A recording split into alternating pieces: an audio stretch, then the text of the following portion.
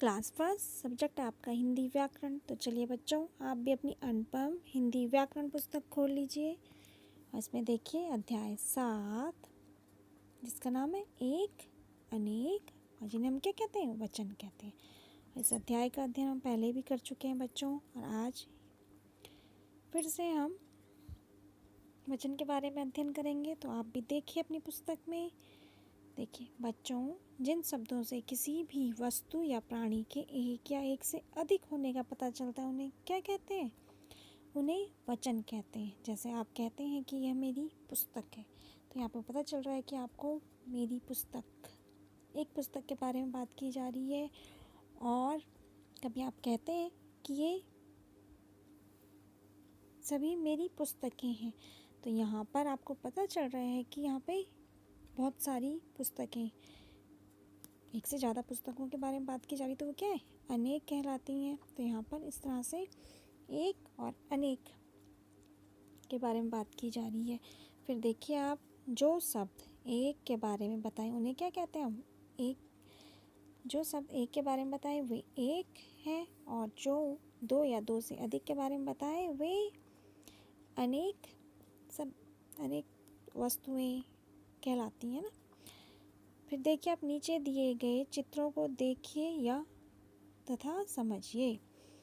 एक और अनेक, तो यहाँ पर देखिए एक पेंसिल है तो पेंसिल, पत्ता, फिर एक चिड़िया है तो चिड़िया, पतंग, तितली। इस तरह से यहाँ पे क्या है, ये सभी वस्तुएं एक हैं। और फिर यहाँ पे देखिए अनेक है, तो यहाँ पे ये एक से ज़्यादा चीज़ों को हम क्या कहते हैं? अनेक कहते हैं। तो यहाँ पे पेंसिलों की जगह पे क्या हो गया? पेंसिलें। और फिर है पत्ते, फिर एक से ज़्यादा चिड़िया हैं तो चिड़ियाँ, पतंगें और तितलियाँ।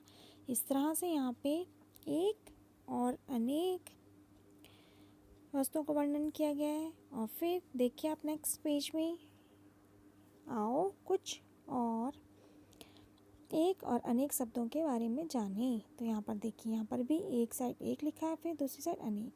तो यहाँ पर यदि एक चूहा हुआ तो एक चूहा कहते हैं हम, और एक से ज़्यादा है तो चूहे। तोता, एक तोते के लिए तोता, और एक से ज़्यादा के लिए तोते। पंखा, एक पंखा, पंखे एक से ज़्यादा।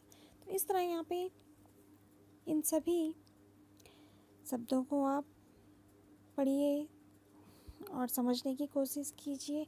फिर देखिए यहाँ पे लिखा है आओ दोहराएं। जो शब्द किसी एक वस्तु या व्यक्ति के बारे में बताए हुए क्या है? एक है। और जो शब्द एक से अधिक के वस्तु या व्यक्तियों के बारे में बताए हुए अनेक कहलाते हैं। फिर देख लीजिए आप, अभ्यास लिखा है यहाँ पे और मौखिक प्रश्न दिए गए हैं, आपको इन प्रश्नों के उत्तर देने हैं।